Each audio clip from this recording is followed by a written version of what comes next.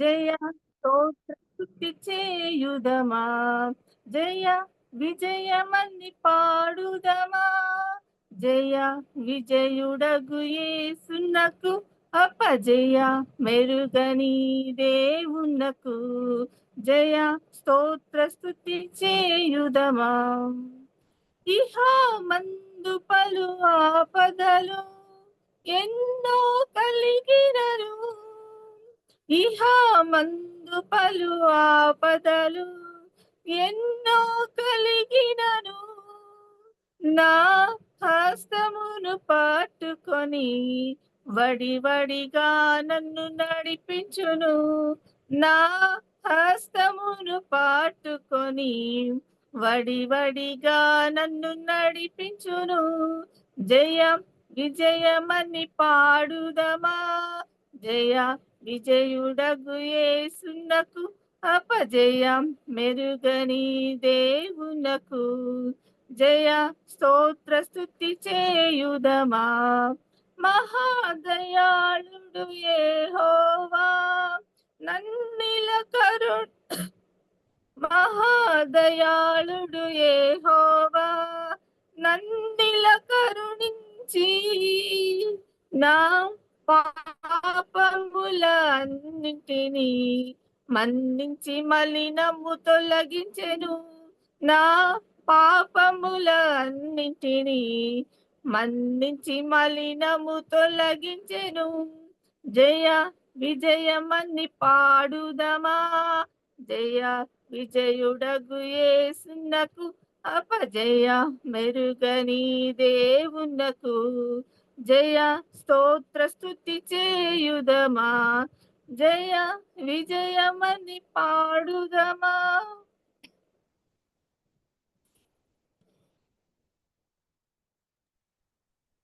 మరి ఈరోజు మనకు సరళ వాక్యం కూడా అందిస్తారు.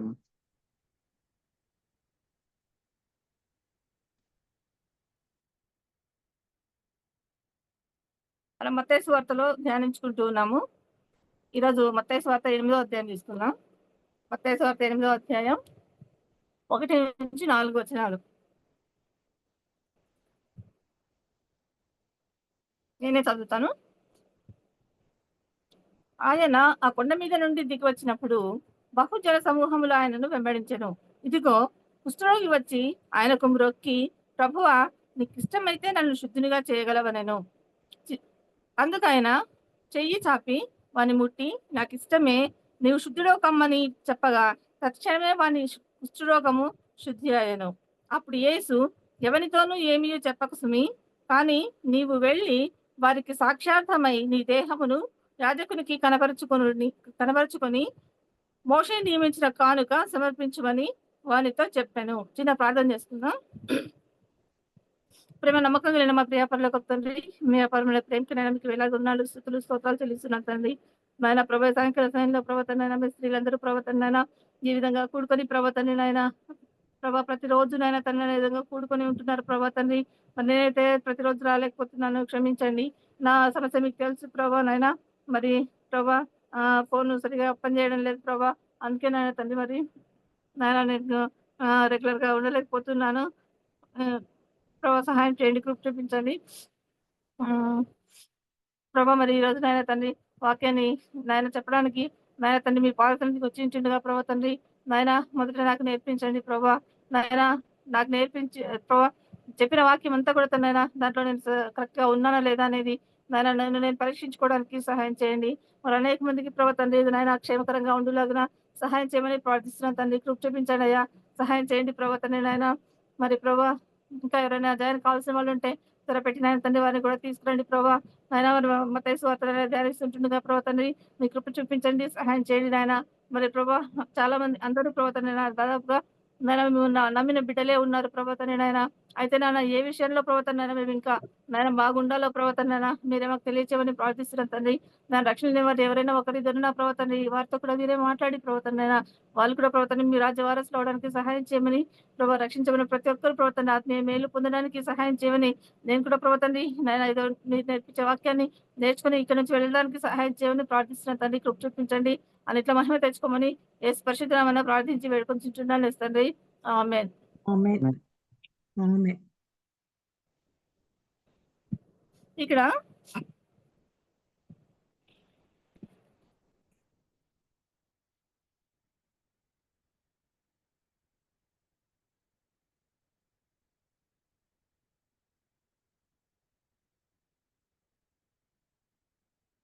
ఆయన ఆ కొండ మీద నుండి దిగి వచ్చినప్పుడు, ఆయన అంటే ఎవరిక్కడ? యేసు ప్రభువు అని మనకు తెలుసు. ఎట్లా తెలుసు? ఏడో అధ్యాయము 28వ వచనంలో ఉంది కదా. యేసు ఈ మాటలు చెప్పి ముగించినప్పుడు, పైన అన్ని కూడా కొండ మీద ప్రసంగం గురించి మనం చాలా ధ్యానం చేశాము. ఆ కొండ మీద ప్రసంగం అయిపోయిన తర్వాత ఆ కొండ మీద నుంచి ఆయన యేసు దిగి వచ్చాడనమాట. ఇక్కడ యేసు అని మనకు క్లియర్ గా ఉంది పైన. ఆయన ఆ కొండ మీద నుండి దిగి వచ్చినప్పుడు, ఏ కొండ మీద? ఆయన ఎక్కడైతే ప్రసంగం చేశాడో ఆ కొండ మీద నుండి బహుజన సమూహములు ఆయనను వెంబడించెను. ఆయన వాక్యం విన్న వాళ్ళు ఎవ్వరు వెనక్కు వెళ్ళడం లేదనమాట. ఆయనను వెంబడిస్తూ ఉన్నారు. ఆయన ఎక్కడికి పోతే అక్కడికి పోతూ ఉన్నారు అనమాట కదా. కాబట్టి ఈ రోజుల్లో కూడా చాలా మంది మంచి వాక్యం ఉందంటే తప్పకుండా వస్తారనమాట. అదే కొంచెం అటు ఇటు ఉన్నారనుకో, వాళ్ళ దగ్గరికి ఎవరు రారు. కానీ యేసు ప్రభువు చెప్పిన బోధ అది ఒక అధికారంతో చెప్పిందనమాట. ఆయన ఆ దేవుని కుమారుడుగా ఉంటూ ఆయన సమస్తాన్ని కరెక్ట్ గా చేసుకుంటూ వచ్చాడు. తండ్రి చెప్పినవన్నీ చేస్తూ వచ్చాడు. ఈ తర్వాత యేసుక్రీస్తు బాప్తిసం 3వ అధ్యాయంలో బాప్తిసం తీసుకున్నాడు యేసు ప్రభు. ఇప్పటికీ నీతి నిమిత్తం ఇది కానిమ్ము అని అన్నాడు. ఆ విధంగా తీసుకున్నాడు ఆయన. ప్రతిదీ ఆయన చేస్తూ మనకు మాదిరికరంగా ఆయన చేస్తూ వస్తున్నాడు. కాబట్టి మనం కూడా దేవుని ఏది ప్రశ్నించేటట్లుగా దేవుడు ఉంటాడు అనమాట. యేసు ప్రభు ఏమన్నాడు?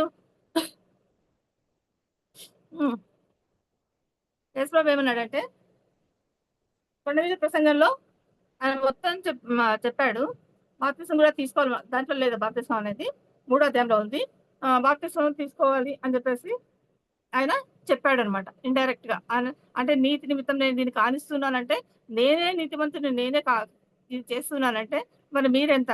మీరు కూడా ఖచ్చితంగా ఇది చేయాలి, బాప్తిసం తీసుకోవాలి అనే ఉద్దేశంతో ఆయన ఆ పని చేసి చూపించాడు అనమాట. యేసు ప్రభు ఎప్పటి నుంచి సువార్త చేస్తున్నాడంటే 30 సంవత్సరాలు ఆయన ఊరికే ఉన్నాడంటే ఊరికే ఇంకేం చేయకుండా ఉన్నాడని కాదు. ఆయన తండ్రికి తల్లికి ఇద్దరికి ఏం చేశాడు? హెల్ప్ చేశాడు కదా, సహాయం చేశాడు. తల్లికి తండ్రికి చెప్పిన వాళ్ళు ఏ పని చెప్తే ఆ పని చేస్తున్నాడు. తండ్రి వడ్రంగి కాబట్టి ఆ వడ్రంగి పనిని కూడా ఆయన చేసేవాడు. తల్లికి కూడా సహాయము చేసేవాడు. అది కూడా మనకు మాదిరికరంగానే. ఇప్పుడు చాలా మంది పిల్లలందరూ కూడా పెద్దలు అయిపోయిన తర్వాత వాళ్ళు వెళ్ళరు. ఏదైనా తీసుకురావాలన్నా కూడా ఇంటికి కావాల్సినవన్నీ కూడా తీసుకురావడానికి తండ్రి తల్లి వాళ్ళు పెద్దవాళ్ళు అయినప్పటికీ కూడా వాళ్ళే వెళ్ళి వాళ్ళ చేత అయినా చేత కాకపోయినా వాళ్ళే తెచ్చి పెట్టే రోజులు ఇవి అనమాట. కాబట్టి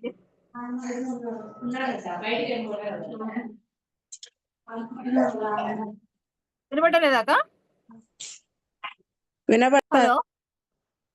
వినపడతాంది సరళ.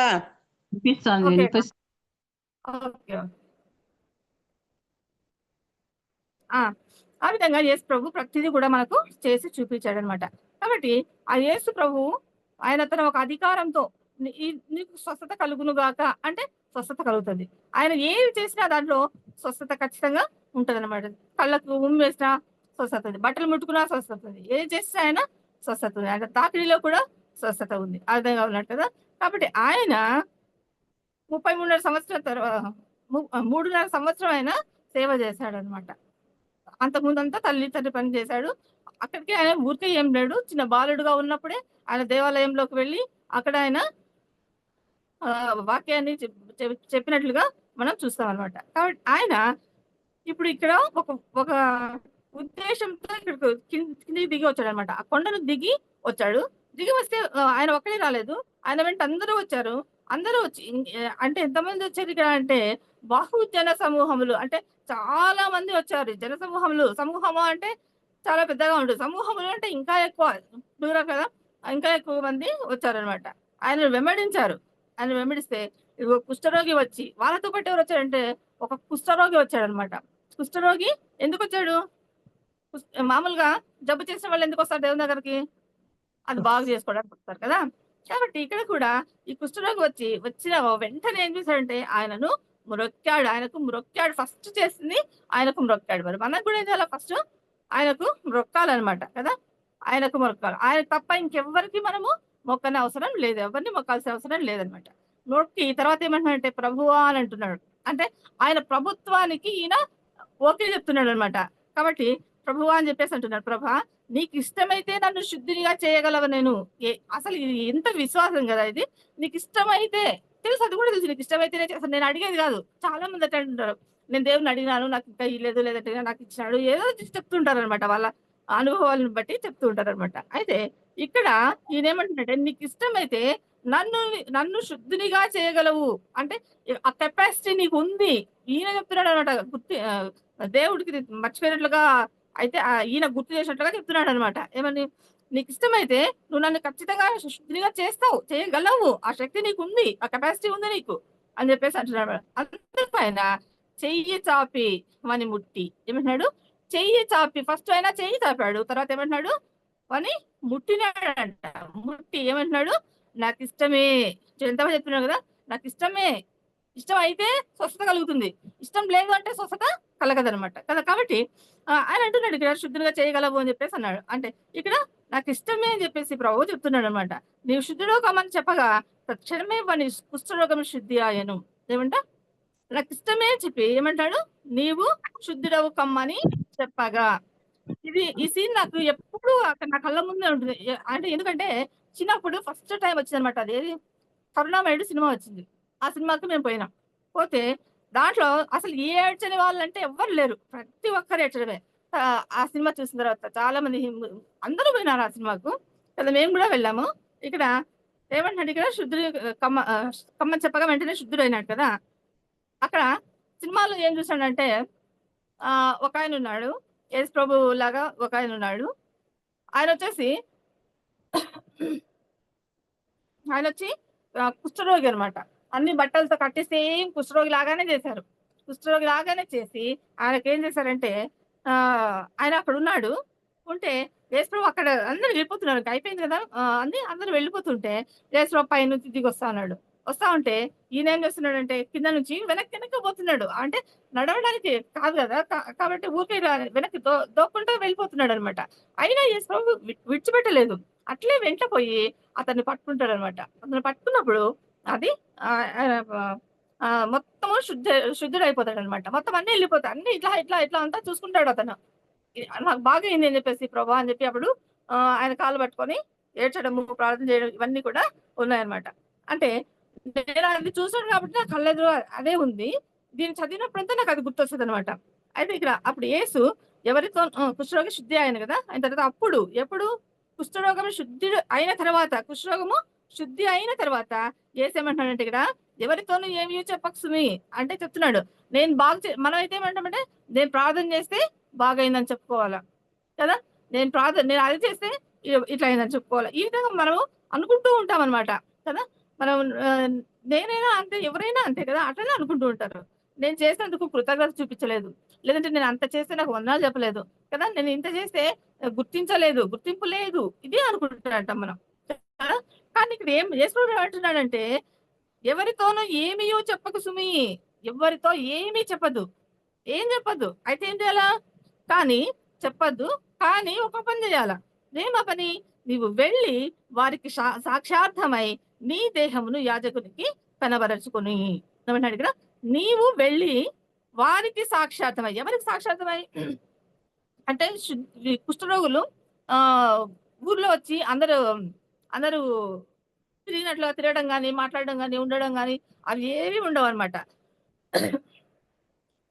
కుష్ఠరోగులు ఊరి బయటకు వెళ్ళిపోవాలి, ఊరి వెలుపలికి వెళ్ళిపోయి అక్కడ ఒక డబ్బాను తీసుకొని దాంట్లోకి రాళ్ళు వేసుకొని ఇట్లా కొడతా ఉంటారు అనమాట. ఎందుకంటే ఇక్కడ నేను ఉన్నాను, ఇక్కడికి మీరు ఎవరు రాకూడదు అంటే దాంట్లో కొట్టుకున్నాడు. దాని అర్థం ఏమంటే నేను కుష్ఠరోగిని, నేను అపవిత్రుడను అని చెప్పేసి కొడతా ఉంటారు అనమాట వాళ్ళు. ఇంకా ఆ దారిలో ఇంకెవరు పోరు, అక్కడ నుంచి పోరు, ఆ విధంగా చేస్తారనమాట. అయితే ఇక్కడ యేసు ప్రభు అయితే వెళ్ళాడు, తన చేతులు పట్టుకున్నాడు, శుద్ధిగా చేశాడు అనమాట కదా. కాబట్టి ఏమంటాడంటే ఇక్కడ అప్పుడు ఏసేమంటాడంటే ఇప్పుడు నువ్వు బాగైనావు, నువ్వు శుద్ధిని అయినావు, నీ దేహం కరెక్టా ఉందా లేదా ఎవరికి చూపించుకోవాలి. మనమైతే ఎవరికి పోతాం, డాక్టర్ దగ్గరికి పోతాం కదా. కానీ ఆ కాలంలో వీళ్ళు ఎవరి దగ్గరికి వెళ్ళేవారంటే దేవుని బిడ్డల దగ్గరికి వెళ్ళేవాళ్ళు అనమాట. ఎవరితోనూ అదంటే యేసుక్రీస్తు భూమి మీద ఉన్నాడు కాబట్టి ఆయన దగ్గరికి వెళ్ళేవాళ్ళు. కాబట్టి ఏమంటున్నాడంటే ఇక్కడ ఎవరితోనూ ఏమి చెప్పకు సుమి, కానీ నీవు వెళ్ళి వారికి సాక్ష్యార్థమై అంటే యేసు ప్రభు నన్ను బాగు చేశాడు అన్న ఆ ఉద్దేశంతో అంటే అదే సాక్ష్యం అనమాట. సాక్షార్థమై నీ దేహమును యాజకునికి కనపరుచుకొని ఏం చేయాలంట, అతను చూపించి దేహాన్ని చూపించి ఏం చేయాలా, యాజకునికి చూపించి ఆయనతో టిక్ మార్క్ కొట్టించుకోవాలి. ఎందుకు, ఇతను బాగున్నాడు, ఇప్పుడు ఫిట్ కాబట్టి ఇప్పుడు ఊర్లో తిరగచ్చు, అన్నీ చేయొచ్చు, అందరి దగ్గర ఉండొచ్చు అన్నట్లుగా టిక్ మార్క్ కొట్టడానికి అక్కడికి వెళ్ళాలన్నమాట. ఆ తర్వాత ఊరికి ఉండమన్నాడా, లేదు. మోషే నియమించిన కానుక సమర్పించమని వానితో చెప్పాను. మోషే దగ్గరికి వెళ్ళి ఉంటాడు కదా, ఇక్కడ యాజకుడి దగ్గరికి వెళ్ళాడు. మోషే కానుకలు నియమించాడు కదా, ఆ కానుకలను సమర్పించమని అంటే కొన్ని పెట్టింటారు. ఇప్పుడు మన దాంట్లో ఉన్నాయి, ఏమున్నాయి, 10% దేవునికి ఇవ్వాలా, అది మనకు ముందు నుంచి ఉన్నది కదా. అది జోసెఫ్ అంకుల్ మనకు అట్లే నేర్పించాడు, మనం అట్లే చేస్తున్నాం. అన్ని సంఘాల్లో కూడా అట్లనే చేస్తుంటారు అనమాట. కానీ కొంతమంది ఈ యొక్క 10% ని బయట వేరే దానికి సేవకైనా కూడా వాడుతూ ఉంటారు అనమాట. సేవకులకు ఇవ్వడం అట్లా చేయడం, కానీ అది తప్పు. ఎందుకంటే మనం వెళ్తున్న సంఘాన్ని ఎవరు పోషించాలి, సంఘస్థులే కదా. సంఘస్థులే దాన్ని పోషించాలి, దాన్ని బలపరచాలి. కాబట్టి ఏం చేయాలా, సేవకుడు మెయిన్, సేవకునికి కావాల్సినవన్నీ కూడా మనమే ప్రొవైడ్ చేయాలి. కాబట్టి ఇక్కడ మోషే ఒక్కొక్క దానికి ఒక్కొక్క నియమం అని పెట్టాడు అనమాట. ఆ కాలంలో, పాత నిబంధన కాలంలో పెద్ద తప్పు చేస్తే చిన్న పావురానో ఏదో అది బలి ఇచ్చేవాళ్ళనమాట.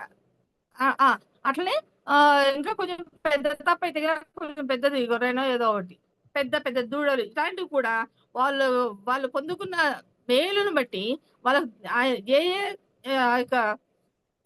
ఏ కానుకలను దేనికి ఇవ్వాలి అని ఆయన మోషే ఒకటి నిర్ణయించి పెట్టాడు. దాన్ని ఆయన నియమించిన ప్రకారము నువ్వు కూడా వెళ్ళి వాళ్ళకు ఆ యొక్క కానుకను సమర్పించు. అదే నువ్వు డాక్టర్ దగ్గరికి పోతే కొన్ని లక్షల కోట్లు అయితే అంటే నువ్వు వెనక్కి వస్తావా, రావు కదా. ఎంతన్నా కానీ నేను అడుక్కోవాలన్నా తర్వాత తింటాను, కానీ నేను ఆరోగ్యం బాగుండాలా కాబట్టి నేను దేవుడి దగ్గరికి డాక్టర్ దగ్గరికి వెళ్ళాలా అని చెప్పేసి మనము ఉంటాం. కానీ దేవుడు ఇక్కడ మళ్ళీ వేరే వాళ్ళ దగ్గరికి వెళ్ళమని చెప్పడం లేదు. ఏమన్నాడు, మోషే నియమించిన కానుకను నువ్వు పోయి అక్కడ సంఘంలో ఏం చేయాలా, సమర్పించు అని వారితో చెప్పాడు అనమాట. చెప్తే ఆయన చేశాడా లేదా, చేశాడు కదా. దేవుడు చెప్పినవన్నీ చేశాడు. ఇక్కడ మనం ఏం నేర్చుకుంటామంటే, కుష్ఠరోగి ఉన్నాడు, కుష్ఠరోగం పోయేటట్లుగా దేవుని దగ్గరికి వచ్చాడు. అయితే ఇంకొక రోగి ఉన్నాడు. ఎవరు ఆ రోగి అని అంటే మనుషులే, పాపం అనే రోగం హృదయంలో పెట్టుకొని ఉన్నారనమాట. ఆ రోగము పోవడానికి ఎక్కడ ఏ మందులు లేవు, ఎవరు కూడా ఏమి చేయలేదు అనమాట.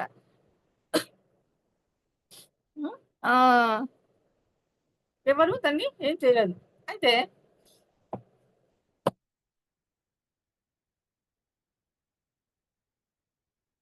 యాజకుడిని కనపరుచుకొని మోషే నియమించిన కానుక సమర్పించని చెప్పాడు. అయితే ఇక్కడ వచ్చేసి బాహ్యం అంటే శరీరానికి సంబంధించిన కుష్ఠరోగము ఇక్కడ బాగైంది. అయితే ఆత్మీయమైన కుష్ఠరోగం బాగా కావాలంటే మనం ఎవరి దగ్గరికి వెళ్ళాలంటే యేసు ప్రభు దగ్గరికి వెళ్ళాలి. ఆయనే స్వస్థపరిచేవాడు కదా, ఆయనే స్వస్థపరిచేవాడు. చూడు, నీకు ఇష్టమైతే నువ్వు కష్టంగా చేయగలవు, ఆ నమ్మకం మనలో ఉండాలి, ఆ విశ్వాసం మనలో ఉండాలి. ఆ విశ్వాసం లేకపోతే ఏది జరగదనమాట. విశ్వాసము ఉండాలి. కాబట్టి ఈరోజు మన టాపిక్ కూడా ఏం చెప్పుకున్నాం, విశ్వాసము కృతజ్ఞత. అంటే విశ్వాసము అయిపోయిన వెంటనే మనం కృతజ్ఞతగా ఉండాలి. అదే మన యొక్క టాపిక్ ఈరోజు కదా. ఇప్పుడు ఇదే వాక్యాన్ని మనం మార్కు సువార్త 1వ అధ్యాయంలో చూద్దాం. మార్కు సువార్త 1వ అధ్యాయం 40 నుంచి 45 నేను చదువుతాను. ఒక కుష్ఠరోగి ఆయన యుద్ధకు వచ్చి ఆయన ఎదుట మోకాళ్ళుని, అంటే ఆయన ఒక రకంగా ఈయన ఒక రకంగా రాశాడా అంటే అట్లేదు, కానీ ఆ రాయడంలో కొద్దిగా ఒక్కొక్కరు విన్నదాన్ని ఒక్కొక్కరు రాశారు. ఫర్ ఎగ్జాంపుల్, ఎక్కడైనా యాక్సిడెంట్ జరిగిందే అనుకుందాం, యాక్సిడెంట్ లేదా చనిపోయినాడు అనుకుందాం. అప్పుడు మన కళ్ళెదురుగా ఏదైనా జరిగింది అనుకోండి, యాక్సిడెంటే అనుకుందాం. జరిగినప్పుడు అప్పుడు ఏం చేయాలా,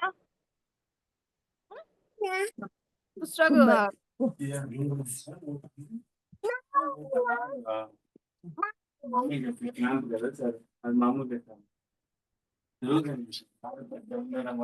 పో పో బాయ్ మళ్ళా వస్తావు.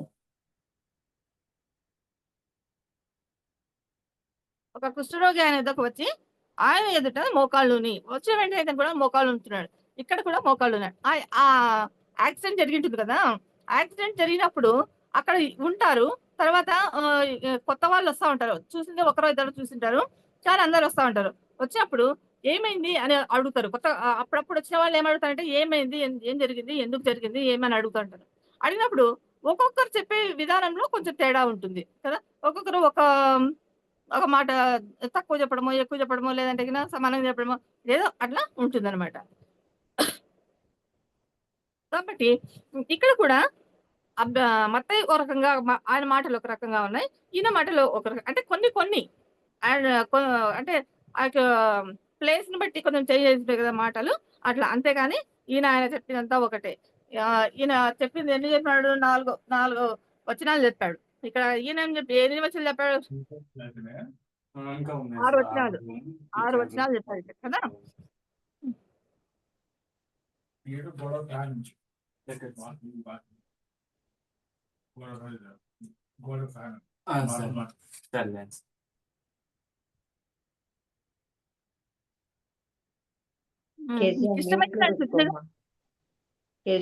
లో పెట్టుకో.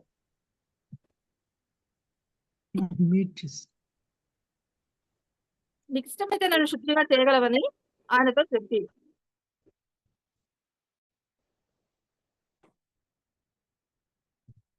నీకు ఇష్టమైతే నన్ను శుద్ధినిగా చేయగలవని ఆయనతో చెప్పాడు.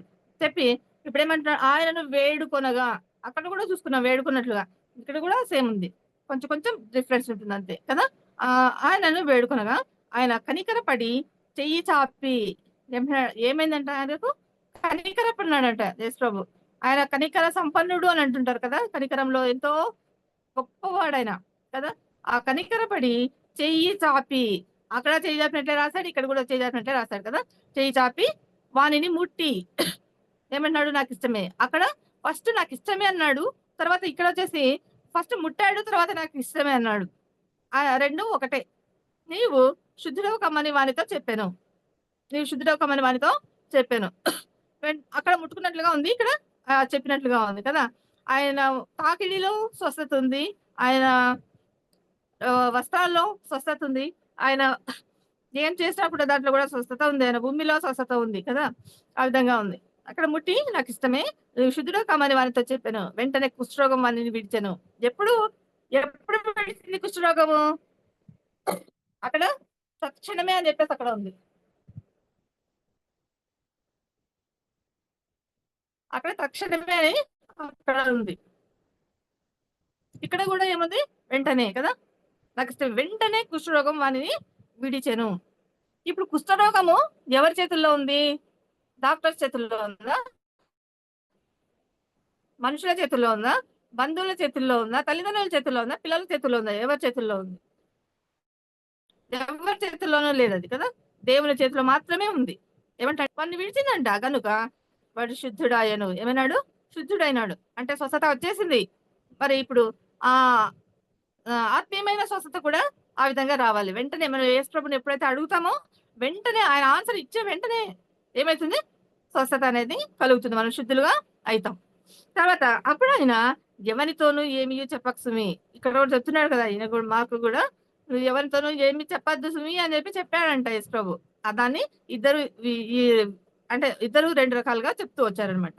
కానీ నీవు వెళ్ళి వారికి సాక్షార్థమై నీ దేహమును యాజకునికి కనబరుచుకొని నీవు శుద్ధుడమైనందుకు మోషే నియమించిన కానుకలను సమర్పించమని వారికి ఖండితముగా ఆజ్ఞాపించి, అక్కడేమో ఊరికే చెప్పాడన్నాడు, మార్క్ వచ్చేసి ఏమంటున్నాడు ఇక్కడ? ఖండితంగా చెప్పాడు అని చెప్పేసి, ఖండితంగా ఆజ్ఞాపించాడు. ఆజ్ఞ తర్వాత చూస్తాం మనం, ఆజ్ఞ గురించి తర్వాత చూద్దాము. ఆజ్ఞాపించి వెంటనే వాణిని పంపివేశాను. నువ్వు వెళ్ళు అని చెప్పి నువ్వు కానుకలు సమర్పించేసి నువ్వు వెళ్ళు అని వాడిని వెంటనే అక్కడ నుంచి పంపించేశాడు అనమాట. ఇంకా ఉంటే ఇంకేమవుతుందో ఏమో అని అంటారా. అంటే యేసు ప్రభు భయం ఏమంటే ఎవరన్నా ఏమైనా చేస్తారనేది కాదు, కానీ ఈయన గురించి గొప్పగా చెప్తూ ఉంటే ఆయన అక్కడ ఉండలేకపోతున్నాడు అనమాట. అందరూ వచ్చి మీద పడుతూ ఉంటే ఆయన ఆ ఊర్లో కరెక్ట్‌గా తిరగలేకపోతున్నాడు అనమాట ఆ ప్రదేశాల్లో. అయితే వాడు వెళ్లి దానిని గూర్చి విస్తారముగా ప్రకటించుటకును కదా పంపివేశాడు. కానీ ఇతను ఏం చేస్తున్నాడు? ఊరికే లేడనమాట. శుద్ధులుగా అయిన తర్వాత దేవుడు నువ్వు ఎవరి దగ్గరికి వెళ్ళొద్దు, ఎవరికి ఏం చెప్పొద్దు అని చెప్పాడు. కానీ ఆయన మనసు మాత్రము నిలకడగా లేదనమాట. లేదు, నేను చెప్పాలి, నాకు ఇంత గొప్ప స్వస్థత వచ్చింది కాబట్టి నేను ఖచ్చితంగా చెప్పాలి అని చెప్పేసి ఆయన ఏం చేస్తున్నాడు? వెంటనే అక్కడికి వెళ్ళాడు. వాడు వెళ్ళి దానిని గూర్చి విస్తారముగా ప్రకటించుటకును, విస్తారంగా అంటే చాలా అసలు ఇంకా నీళ్ళైతే ప్లెంటీ అని చెప్పుకోవచ్చు కదా. విస్తారం అంటే తెలుగు ఏం చెప్తారు? విస్తారం అంటే ఎక్కువ అని, ఎక్కువగా ప్రకటించుటకును, దాని గురించి ఎక్కువ ప్రకటించడానికి ఆ సంగతి ప్రచురము చేయుటకును ఆరంభించెను. ఏమంటే ఇక్కడ స్వస్థత పొంది ఊరికే కూర్చోలేదు. మరి మనం ఏం చేస్తాం? మా కూతురికి పెళ్లి కావాలా, లేదంటే గిన మా కొడుకు ఉద్యోగం కావాలా, మా కోడలికి పిల్లలు కావాలా, ఇంకా ఇవన్నీ చెప్పుకుంటుండి అవన్నీ ఇచ్చిన తర్వాత ఇంక మళ్ళీ కనిపించేది కూడా లేదు. ఇంకా అక్కడ వరకు రాను కూడా రాడు. ఇంకా ఎందుకు అక్కడికి రారు? ఇంకా దేవునితో అవసరం అయిపోయింది, తీరిపోయింది కదా. కానీ ఇక్కడ ఆ విధంగా కాదనమాట. వెంటనే వాడిని పంపివేశాడు ఆయన.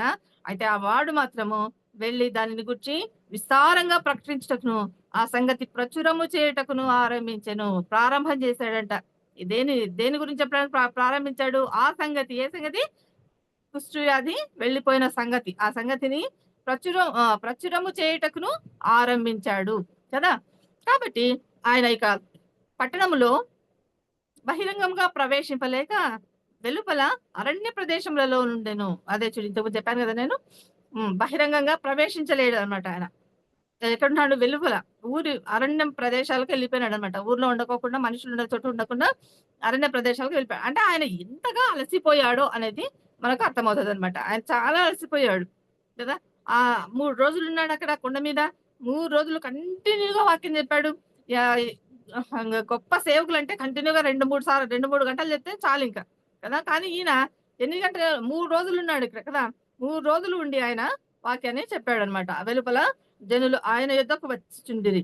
అంటే నలుదిక్కుల నుండి వస్తున్నారంట. ఆయన అరణ్యంలోకి వెళ్ళిపోయాడు. వెళ్ళిపోతున్నా కూడా వీళ్ళు ఏం చేస్తారు? నలుదిక్కుల నుండి అంటే ఈస్ట్ వెస్ట్ నార్త్ సౌత్ అని చెప్పి అన్ని చోట్ల నుంచి కూడా, అన్ని దిక్కుల నుంచి కూడా వచ్చేస్తున్నారు. నలుదిక్కుల నుండి జనులు ఆయన యుద్ధకు వచ్చుచుండిరి. ఇది మామూలుగా మనకు మత్తయి సువార్తలు అయితే 8వ అధ్యాయంలో దీని గురించి ఉంది. అదే మనకు మార్కు రాసినప్పుడు ఏం చేస్తాడంటే మొదటి అధ్యాయంలోకి తెచ్చేస్తాడు దీన్ని. మొదటి అధ్యాయంలో 40వ వచనం నుంచి 45 వచనాల్లో ఈయన దీని గురించి చెప్పాడనమాట. తర్వాత దీన్నే మనం లూకా సువార్తలో కూడా చూస్తాం. లూకా సువార్త 5వ అధ్యాయం 12 నుంచి 14 వరకు. లూకా 5:12 నుంచి 14 చదువుతాను నేను. ఆయన యొక్క పట్టణంలో ఉన్నప్పుడు ఇదిగో కుష్ఠరోగి రోగముతో నిండిన యొక్క మనుషుడు ఉండెను. కుష్ఠరోగంతో ఉన్నవాడు కదా ఉండెను. ఆయన యొక్క పట్టణంలో ఉన్నప్పుడు, ఆయన పట్టణంలో ఉన్నప్పుడే అంటే కొండ దిగి వచ్చినప్పుడు కదా, ఇదిగో కుష్ఠరోగముతో నిండిన ఒక మనుషుడు ఉన్నాడు. వాడు యేసును చూచి, ఇక్కడైతే ఏం చెప్పొచ్చు మనము? ఫస్ట్ చూచాడు. మరి మనం యేసును చూస్తున్నామా లేదా? ఆయన చూడాలి, ఫస్ట్ చూడాలి, తర్వాత సాగిలపడాలి కదా. అక్కడ మ్రొక్కి అని ఉంది కదా, ఇక్కడ కూడా ఏమైంది? ఇక్కడ సాగిలపడి అంటే సాష్టాంగ నమస్కారం చేయడం అనట కదా. అది సాగిలపడి ఏమంటాడు ఇక్కడ? ప్రభువా, ఇతను కూడా ఇక్కడ రాసినప్పుడు, ఈయన రాసినప్పుడు కూడా అట్లే రాశాడు అనమాట. ప్రభువా, నీకు ఇష్టమైతే నన్ను శుద్ధినిగా చేయగలవని ఆయనను వేడుకొనేను. ఆయన వేడుకున్నాడు. ఇక్కడ నువ్వు నన్ను చేయగలవు ప్రభువా, నువ్వు అనుకుంటే అవుతుంది. చాలా మంది అంటుంటారు కదా, ఏదైనా ఒక సమస్య వచ్చినప్పుడు ఇది ఆ సిస్టర్ నుంచి అయితే అవుతుంది, లేదంటే కాదు, ఆ బ్రదర్ నుంచి అయితే అవుతుంది అని చెప్పేసి చెప్తా ఉంటారు అనమాట. ఒక ఆఫీసర్ పేరు చెప్పుకొని వాళ్ళ నుంచి అయితే అవుతుంది కాబట్టి అక్కడికి వెళ్ళాలి అని చెప్పేసి ఉంటుంటాం కదా. అట్లనే ఇక్కడ కూడా జరిగింది అనమాట. ఆయన వేడుకున్నాడు. అప్పుడు ఆయన చెయ్యి చాపి వాణిని ముట్టి, నాకు ఇష్టమే, నీవు శుద్ధుడవు కమ్మని అనగానే కుష్ఠరోగం వాణిని విడిచెను. ఏమంటే చెయ్యి చాపాడు, ఫస్ట్ చూశాడు, సాగిలపడ్డాడు. ఆయన ప్రభుత్వం కిందికి వచ్చాడు, నాకు ఇష్టమే అన్నాడు. తర్వాత నీకు ఇష్టమైతే నన్ను శుద్ధులుగా చేయగలవన్నాడు. ఆ తర్వాత ఆయనను వేడుకున్నాడు కదా. అప్పుడు ఆయన చెయ్యి చాపాడు. ఆయన చేసిన పని ఇప్పుడు. చెయ్యి చాపాడు, వాడిని ముట్టాడు, నాకు ఇష్టమే అన్నాడు. ఇక్కడ కూడా ముట్టాడని ఫస్ట్ వచ్చింది కదా! ఫస్ట్ మత్తయి సువార్తలో మాత్రము నాకు ఇష్టమే అని చెప్పి ఫస్ట్ వచ్చింది. తర్వాత ముట్టాడు అనుంది కదా! కాబట్టి నాకు ఇష్టమే. ఇక్కడ "నీవు శుద్ధుడో కమ్మని" అనగానే నాకు ఇష్టమే నాయనా నువ్వు శుద్ధుని కా అని చెప్పి అన్నాడనమాట. అనగానే కుష్ఠరోగం వారిని విడిచెను. ఆ మాటతోనే కుష్ఠరోగము వెళ్ళిపోయింది. పాప రోగం కూడా వెళ్ళిపోతుంది ఆయన ఆయన దగ్గరకొస్తే. అప్పుడాయన "నీవు ఎవనితోనూ చెప్పక వెళ్ళి వారికి సాక్షార్థమై నీ నీ దేహమును యాజకునికి కనపరుచుకొని నీవు శుద్ధుడవైనందుకు మోషే నియమించినట్లు కానుకలను సమర్పించమని ఆజ్ఞాపించెను." ఇది మనం దీంట్లో నేర్చుకున్నది. దీంట్లో ఏముందంటే పాపంని మనం అంటే 2 రకాలుగా చూస్తున్నాం దీన్ని కదా! 2 రకాలంటే ఏవి? బాహ్యంగా, ఆంతర్యంగా కదా! మన ఆంతర్యంలో ఉన్నది పాపరోగం. అది చూస్తున్నాం. అయితే ఇప్పుడు విశ్వాసం గురించి చూస్తున్నాం కదా! టైం సరిపోదేమో అయినా ట్రై చేస్తాను. నెక్స్ట్ ఇంకొకటి చూస్తున్నాం ఇప్పుడు. 8వ అధ్యాయం 5వ వచనం మత్తయి సువార్త. ఆయన కపెర్నహూములో ప్రవేశించినప్పుడు ఒక శతాధిపతి ఆయన యుద్ధకు వచ్చి, ప్రభువా, నా దాసుడు పక్షవాయువుతో మిగుల బాధపడుచు ఇంటిలో పడి ఉన్నాడని చెప్పి ఆయనను వేడుకొనెను. యేసు నేను వచ్చి వారిని స్వస్థపరచెదనని అతనితో చెప్పగా ఆ శతాధిపతి, ప్రభువా, నీవు నా ఇంటిలోనికి వచ్చుటకు నేను పాత్రుడను కాను. నీవు మాట మాత్రము సెలవిమ్ము, అప్పుడు నా దాసుడు స్వస్థపరచబడును. నేను కూడా అధికారమునకు లోబడిన వాడను. నా చేతి క్రింద సైనికులు ఉన్నారు. నేను ఒకరి పొమ్మంటే పోవును, ఒకరి రమ్మంటే వచ్చును. నా దాసుని ఈ పని చేయమంటే చేయును అని ఉత్తరం ఇచ్చాను. యేసు ఈ మాట విని ఆశ్చర్యపడి వెంట వచ్చుచున్న వారిని చూచి, ఇశ్రాయేలులో ఎవరికైనాను నేను ఇంత విశ్వాసం ఉన్నట్టు చూడలేదని నిశ్చయముగా మీతో చెప్పుచున్నాను. అనేకులు తూర్పు నుండి పడమటి నుండి వచ్చి అబ్రహాముతో కూడాను, ఇస్సాకుతో కూడాను, యాకోబుతో కూడాను పరలోక రాజ్యమందు కూర్చుందురు. కానీ రాజ సంబంధులు అంటే రాజ్య కుమారులు అని ఇక్కడ ఉంది కింద ఫుట్నోట్లో. రాజ సంబంధులు వెలుపటి చీకటిలోనికి త్రోయబడుదురు. అక్కడ ఏడుపును పండ్లు కొరుకుటయు ఉండునని మీతో చెప్పుచున్నాను నేను. అంతటి యేసు, ఇక వెళ్ళుము, నీవు విశ్వసించిన ప్రకారము నీకు అవునుగాకని శతాధిపతితో చెప్పాను. ఆ శతాధిపతి అతని దాసుడు ఆ గడియలోనే అతని దాసుడు స్వస్థత నొందాను. దీంట్లో విశ్వాసంలో పరిణామాలు ఉంటాయి కదా, పరిమాణాలు కదా, అంటే అతని కొలతలు కదా, అవి ఉంటాయి. ఇక్కడ ఇంతవరకు మనం చూసింది ఏది? విశ్వాసం గురించే కదా. విశ్వాసం వల్లనే అదైంది. కాబట్టి విశ్వాసాన్ని ఇంకా పెంచుకోవాలి మనం కదా. ఇక్కడ ఇతను విశ్వసించినాడు, తర్వాత చెప్పిన కానుకలు సమర్పించినాడు. బయటకు వెళ్ళి ఆయన దేవుని గురించి ఎక్కువగా ఆయన చేసిన మేలును ఎక్కువగా చెప్పేశాడు. చాలా ప్రదేశాల్లో చెప్పాడు. మరి మనం కూడా ఊరికే ఉండకుండా మనం పొందుకున్న మేలును ప్రతి ఒక్కరికి మనము చెప్పేవాళ్ళుగా ఉండాలి. ఆ మేలు అనంటే యేసు ప్రభు మన కోసం ఆయన చనిపోయాడు కదా. ఆయన చనిపోయి తిరిగి లేచాడు. ఎందుకు లేచాడు? మనల్ని ఆయన దగ్గరికి తీసుకెళ్ళడానికి కదా. కాబట్టి ఆయన నుంచి మనము మేలు పొందుకున్నాం కదా. రక్షణ అనే స్వస్థత కదా, దాన్ని పొందుకున్నాం. కాబట్టి మనం ఎప్పుడు ఆయనకు కృతజ్ఞత కలిగి ఉండాలా. ఈ యొక్క కుష్ఠరోగి చేసినట్లుగా మనం కూడా చేయాలి. అన్ని చోట్లకి వెళ్ళాలి. ఆయన చేసిన దానికి మనం చెప్పాలి బాగా.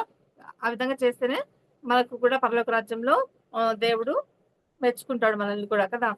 లేకపోతే మనకు ప్లేస్ ఉండదు. ఎందుకంటే మీరు విశ్వాసం లేదు వీళ్ళకి కొంచెం కూడా అని చెప్పేసి అంటుంటారు. దీంట్లో కుక్కకు కూడా చెప్తుంటారు అనమాట ఒక సామెత. కుక్క చాలా విశ్వాసం కలిగింది అని చెప్పి చెప్తుంటారు అనమాట కదా. కాబట్టి మనం కూడా అంటే 2 ఉన్నాయి కుక్కలో. అయితే మనం మంచివి మాత్రమే తీసుకోవాలన్నమాట, చెడ్డవి మాత్రం ప్రతి ఒక్కరిలోనూ 2 ఉంటాయి. లేదు నాలో అట్లాంటివి లేవు, నాతో ఒకటే ఉంది అని చెప్పడానికి లేదు. అది చెప్తే ఖచ్చితంగా అబద్ధం చెప్పినట్లే. మంచి ఉంటుంది, చెడు ప్రతి ఒక్కరిలోనూ కూడా ఉంటుంది అనమాట. కాబట్టి కుక్క కూడా ఏం చేస్తుంది? మంచిగా విశ్వాసం కలిగి ఉంటుంది.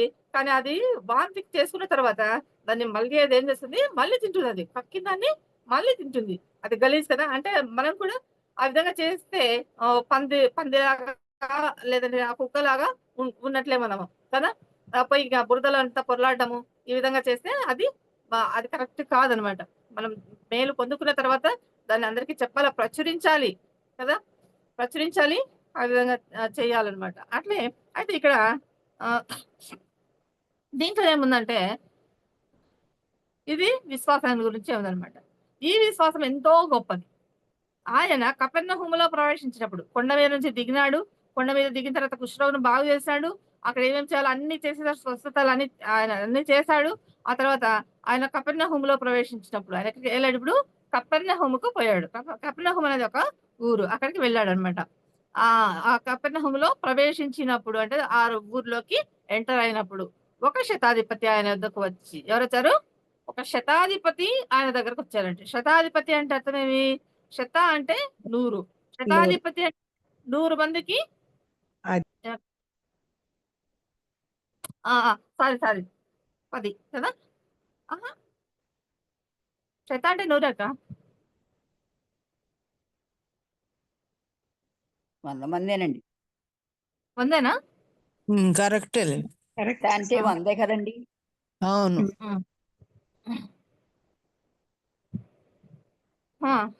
ఆయన కపెర్నహూములో ప్రవేశించినప్పుడు ఒక శతాధిపతి వచ్చాడు. ఆయన దగ్గరకు వచ్చాడు. వచ్చి ఏమంటున్నాడంటే ఇతను కూడా ప్రభువా అని పిలుస్తున్నాడు. అంటే అర్థమేమి? ఆయన ప్రభుత్వాన్ని ఈయన కూడా ఒప్పుకుంటూ ఉన్నాడనమాట. ఆయన మీద ప్రభుత్వం చేయడానికి, ఆయనను ఏలడానికి ఆయన కూడా ఒప్పుకున్నాడనమాట శతాధిపతి కూడా. అప్పుడు ఏమంటున్నాడు ప్రభా, నా దాసుడు పక్షవాయువుతో మిగుల బాధపడుచు ఇంటిలో పడి ఉన్నాడని చెప్పి ఏమంటున్నాడు ఇక్కడ? నా దాసుడు ఆయన తన కోసం వచ్చినాడా? తన పిల్లల పెళ్లి కోసం వచ్చినాడా? చదువుల కోసం వచ్చినాడా? ఆస్తులు అంతస్తుల కోసం వచ్చినాడా? ఆయనకు అన్నీ ఉన్నాయి. ఏవి తక్కువ లేవు ఆయనకు. శత అంటే 100 మందికి ఆయన అధిపతిగా ఉన్నాడు. అంటే 100 మంది పని చేస్తున్నారు ఆయన కింద కదా! కాబట్టి ఆ శతాధిపతి వచ్చి ఏమన్నాడు ఇక్కడ ప్రభువా, నా దాసుడు ఎవరు? వాళ్ళ ఇంట్లో వాళ్ళు కాదు, వాళ్ళ అమ్మ కాదు, వాళ్ళ నాన్న కాదు, లేదంటే వాళ్ళ పిల్లలు కాదు, ఎవరు కాదు. దాసుని కోసం వచ్చాడంట. దాసుని కోసం. మరి మనం వస్తుంటాం అట్లా దాసుల కోసం. మన ఇంట్లో పనిచేసే వాళ్ళ కోసం ప్రార్థన చేస్తామా? అట్లా చేయకుండా ఉంటాం కదా! ఎవరైనా మనకి ఏదైనా చేసి ఇచ్చినా కూడా మనము వాళ్ళ కోసం కూడా ప్రార్థన చేయాలన్నమాట కదా!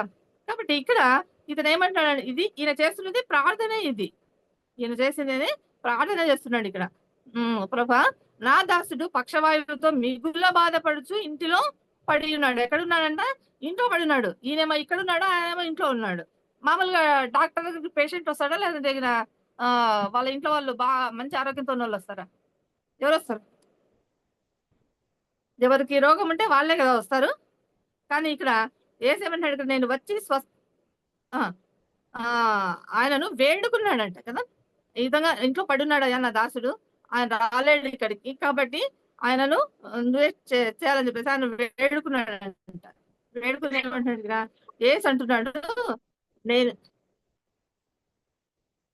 అంటున్నాడు నేను వచ్చి వాని స్వస్థపరచెదనని అతనితో చెప్పగా ఏమన్నాడు ఇక్కడ? సరే నేను వస్తాను, వచ్చి నేను మీ ఇంటికి వస్తాను, మీ ఇంటికి వచ్చి నేను స్వస్థపరుస్తానని చెప్పేసి అన్నాడు.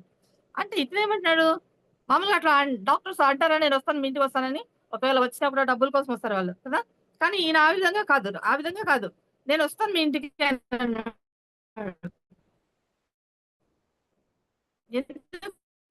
ఆయనలో ఎంత విశ్వాసం ఉందో చూడడానికి. ఆ మాటకు యేసు నేను వచ్చి వాని స్వస్థపరిచేదనని అతనితో చెప్పగా ఆ శతాధిపతి ప్రభువా, నీవు నా ఇంటిలోనికి వచ్చుటకు నేను పాత్రుడను కాను. అసలు ఇది వింటే ఎంత బాధ అవుతుంది కదా! ఏమంటాడు ఇక్కడ? నేను వస్తాను, మీ ఇంటికి వస్తానని చెప్తే ఆయన అంటున్నాడు, ప్రభా, నువ్వు నా ఇంటికి రావడానికి నేను పాత్రుడను కాను. అంటే ఇంట్లోకి రావడానికి కూడా నేను పాత్రుడు కానంటే యేసు ప్రభు దగ్గరికి రావడానికి మరి ఇల్లు ఎంత బాగుండాలా? హృదయం ఎంత బాగుండాలా? ఈయన నేను యోగ్యుని కాదు అంటున్నాడు. అంటే ఈయన హృదయం అట్లా లేదు కదా! ఆయన ఇల్లు ఆ విధంగా లేదు. యేసు ప్రభు వచ్చినట్లుగా ఆ ఇల్లు లేదు. కాబట్టి ఏమంటాడు? ప్రభువా, నీవు నా ఇంటిలోనికి వచ్చుటకు నేను పాత్రుడను కాను. పాత్రుడిని కాదయ్యా, ఎన్నో పాపాలు చేశాను, నాకు అర్హత లేదు. కాబట్టి నువ్వే నాకు సహాయం చెయ్యి. ఇక్కడ నుంచే చెప్పు, నువ్వు మాట మాత్రము సెలవిము, అప్పుడు నా దాసుడు స్వస్థపరచబడు అంటున్నాడు ఇక్కడ. నువ్వు మాట మాత్రమే సెలవు, మాట మాత్రమే చెప్పు, ఇంక నువ్వేం చెప్పొద్దు, మాట మాత్రం చెప్పు. అప్పుడు ఏమవుతుంది, నా దాసుడు స్వస్థపరచబడతాడు. అంటే అర్థమేమి, మనం ఇక్కడే ఉందాము, ఎస్రో నువ్వు ఇక్కడే ఉండు, నువ్వు నా దాసు దగ్గరికి రావడానికి మేము యోగ్యులం కాదు, కాబట్టి వచ్చి ఏం చేయాలంటున్నాడు. అప్పుడు నా దాసుడు స్వస్థపడతాడు, నువ్వు ఇక్కడ నుంచి మాట చెప్తే చాలు, నా దాసుడు స్వస్థ పొందుతాడు అని చెప్పేసి చెప్పాడు అనమాట.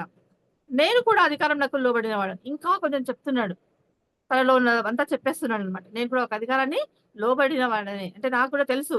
ఏం తెలుసు, నా చేతి కింద సైనికులు ఉన్నారు. ఎవరున్నారు, సైనికులు ఉన్నారు నా చేతి కింద. నేను ఒకరి పొమ్మంటే పోతాడు, ఒకరి రమ్మంటే వస్తాడు. నా దాసుని ఈ పని చేయమంటే చేయను అని ఉత్తరం ఇచ్చాడు. ఏమన్నాడు ఇక్కడ, నేను పో అంటే ఒకడు వెళ్ళిపోతాడు, రా అంటే వస్తాడు, నేనేం చెప్తే అది చేస్తాడు కదా. కాబట్టి ఈ పని చెయ్యి అంటే చేస్తారు, లేదంటే లేదు. కాబట్టి నేను ఆ 10 మందిలో నేను ఎట్లున్నానో మీరు కూడా ఈ లోకంలో అన్నింటి మీద ఆ విధంగా ఉన్నారు. మీరు ఊరికే మాట మాత్రం చెప్తే అది ఎక్కడైనా కూడా నెరవేరుతుంది అని చెప్పేసి నేను చెప్తున్నాడు అనమాట అని చెప్పాడు. యేసు ఈ మాట విని ఆశ్చర్యపడి, యేసు ప్రభుకే ఆశ్చర్యం కలిగిందంట, యేసు ప్రభునే ఆశ్చర్యపరిచాడు కదా అని. ఏం చెప్తున్నాడు చూద్దాం ఇక్కడ. వెంట వచ్చుచున్న వారిని చూచి ఇశ్రాయేలులో ఎవరికైనాను నేను ఇంత విశ్వాసం ఉన్నట్టు చూడలేదని నిశ్చయంగా మీతో చెప్పుచున్నాను. చూడు, ఎవరైనా మన ఇంట్లో వాళ్ళ గురించి తక్కువగా చెప్పి బయట వాళ్ళ గురించి ఎక్కువగా చెప్తే ఎట్లుంటుంది మనం కదా. కానీ యేసు ప్రభు ఏమంటాడు ఇక్కడ, నా పిల్లలే ఉన్నారు, ఇశ్రాయేలీలు ఉన్నారు, వాళ్ళలో కూడా ఇట్లాంటి విశ్వాసం ఉండడం నేను చూడలేదు, వాళ్ళలో కూడా లేదు, కానీ తనలో ఎంత విశ్వాసం ఉంది అని చెప్పేసి యేసు ప్రభు ఆశ్చర్యపడి మరి వాళ్ళతో కూడా చెప్పినట్లుగా మనం చూస్తున్నాం అన్నమాట. అనేకులు తూర్పు నుండి పడమటి నుండి వచ్చి అబ్రహాముతో కూడాను, ఇస్సాకుతో కూడాను, యాకోబుతో కూడాను పరలోక రాజ్యమందు కూర్చుందురు కానీ వీళ్ళందరూ వస్తారు, వీళ్ళందరూ వచ్చి కూర్చుంటారు కానీ అన్నాడు. కానీ అంటే ఇంకేం ఇక్కడ, రాజ్య సంబంధులు అంటున్నాడు, అంటే రాజ్య కుమారులు అని చెప్తున్నాం కదా. ఈ రాజ్య సంబంధులు వెలుపట్టి చీకటిలోనికి త్రోయబడుదురు. ఎవరు, రాజ్య సంబంధులు వెలుపట్టి చీకటిలోనికి, అంటే బయటకి చీకట్లోకి వేసేస్తారనమాట, వాళ్ళను దాంట్లోకి త్రోయబడతారు. అక్కడ ఏముంటుందంటే ఏడుపును పండ్లు కొరుకుటయు ఉండునని మీతో చెప్పుచున్నాను. ఎందుకు యేసు ప్రభు అంత మనల్ని ప్రేమిస్తున్నాడు, ఎందుకు, కారణం ఏమి అసలు ఆలోచించినారా ఎప్పుడైనా? ఎందుకు అనంటే మనం నరకంలో పోయి అక్కడ ఆ ఏడుపు, ఆ అరుపులు అవన్నీ చూసి మనం తట్టుకోలేము, మనం కూడా ఆ విధంగా ఉండలేం. కాబట్టి యేసు ప్రభు ముందే తెలుసు కాబట్టి, ఆయన ముందుగానే అన్ని చూశాడు కాబట్టి, ఆయన సృష్టికర్త, అన్ని ఆయన తెలుసు కాబట్టి ఆయన అంటున్నాడు అనమాట, అక్కడ ఏముంటుంది, ఏడుపు ఉంటుంది, పండ్లు కొరకడం ఉంటుంది, అంత తప్ప ఇంకేం ఉండదు. కాబట్టి మీరు నన్ను నమ్ముకోండి, మీరు పరలోకానికి తీసుకుపోతాను మిమ్మల్ని అని చెప్పి యేసు ప్రభు ఆ విధంగా చెప్తున్నాడు అక్కడ కదా. అంతటి యేసు ఇక వెళ్ళుము ఏమంటున్నాడు, అతనితో చెప్తున్నాడు, నువ్వు వెళ్ళు ఇంకా అని చెప్పేస్తున్నాడు. ఇంకా నీతో పని అయిపోయింది, నాకు నేను వెళ్ళిపో అని చెప్పేసి. ఏం పని ఉంది, ఆయనలో ఉన్న విశ్వాసాన్ని బయటకు తీసి 10 మందికి చెప్పాలనుకున్నాడు యేసు ప్రభు కదా, అందరికి నేర్పించాలా అనుకున్నాడు. ఆ పని అయిపోయింది కాబట్టి నువ్వు వెళ్ళొచ్చు ఇక్కడ నుంచి అని చెప్పేసి అన్నాడు అనమాట. నీ విశ్వసించిన ప్రకారం నీకు అవునుగా కానీ శతాధిపతితో చెప్పాను. ఏమంటాడు ఇక్కడ, నువ్వు విశ్వసించిన ప్రకారం అంటే నువ్వు ఏ విధంగా నమ్మినావో అదే ప్రకారమే. విశ్వాసం అంటే నమ్మకం అని అర్థం కదా. నువ్వు విశ్వసించిన ప్రకారము నీకు అవునుగా కానీ శతాధిపతితో చెప్పాను అంటున్నాడు. శతాధిపతితో చెప్తున్నాడు అనమాట. ఆ గడియలోనే అతని దాసుడు స్వస్థత నొందెను. ఇక్కడ శతాధిపతితో చెప్పిన టైం, అక్కడ ఆ యొక్క దాసుడు స్వస్థపడిన టైం 2 టాలీ చేసుకుంటే 2 కరెక్ట్ గా ఉన్నాయి, 2 టాలీ అయింది. కాబట్టి అక్కడ ఆయన చేసింది కరెక్ట్ అని చెప్పేసి మనకు నిరూపణ అవుతుంది అనమాట కదా. తర్వాత ఇంకా ఇదే అంటే దీంట్లో ఏం నేర్చుకున్నాం, ఫస్ట్ దాంట్లో విశ్వాసం కదా, దీంట్లో వచ్చేసి చాలా ఎక్కువ కదా, చాలా ఎక్కువ విశ్వాసం ఉన్నట్లుగా, ఆ విశ్వాసానికి యేసు ప్రభువే ఆశ్చర్యపడినట్లుగా మనం చూస్తాం అనమాట. అయితే ఇప్పుడు ఇంకొకటి చూద్దాము, మనం ఏం చేయాలా అంటే స్వస్థత పొందుకున్నాక మనం ఏం చేయాలా అనేది చూద్దాం. అంటే ఒకటి చెప్పుకున్నాము, ఏం చెప్పుకున్నాం, అది ప్రచురించడం బయటికి వెళ్ళి కదా, అది చెప్పుకున్నాము. తర్వాత ఎక్కువ విశ్వాసాన్ని గురించి చెప్పుకున్నాము. తర్వాత ఇప్పుడు ఇంకొకటి మనం ఏం చేయాలి, మన స్వస్థత పొందుకున్న తర్వాత మనం ఏం చేయాలి అనేది చూద్దాం, మేలు పొందిన తర్వాత.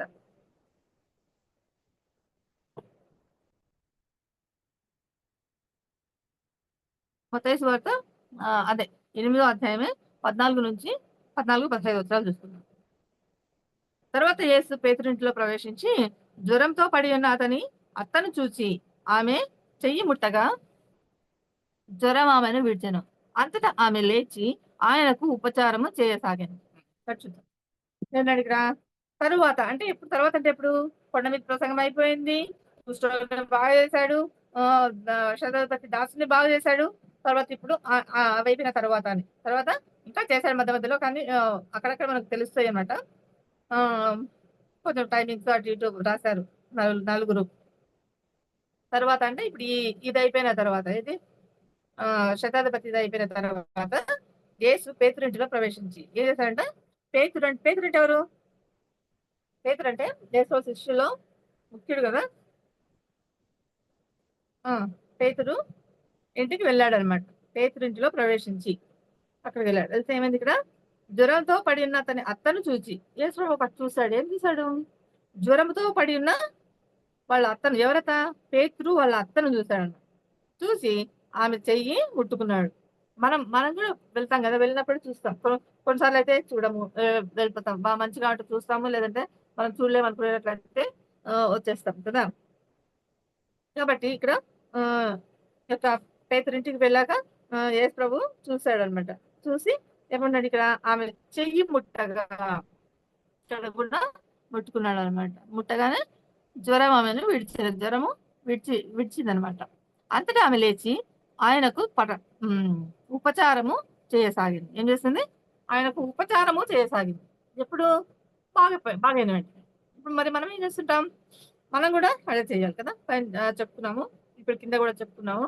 ఫస్ట్ మనకు స్వస్థత కలగాలి. అది ఆత్మీయ ఏ మేలైనా కావచ్చు, ఆత్మీయ మేలు కావచ్చు, శారీరకమైన మేలు కావచ్చు అనమాట. ఏ మేలైనా కూడా మనం దేవుని దగ్గర పొందుకున్న తర్వాత మనము విశ్వాసఘాతకులుగా ఉండకూడదు, విశ్వాసం కలిగిన వాళ్ళుగా ఉండాలి. ఆయన చేసిన దానికి కృతజ్ఞత కలిగి ఉండాలి. ఆయన చెప్పినది చేసినది మనం ప్రచురం చెయ్యాలి కదా. ఆ విధంగా మనము చెయ్యాలి. తర్వాత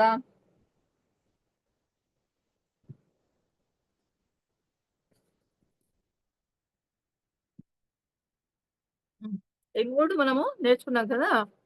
విశ్వాసము మనము కృతజ్ఞత కలిగి ఉండాలని చెప్పేసి నేర్చుకున్నాము.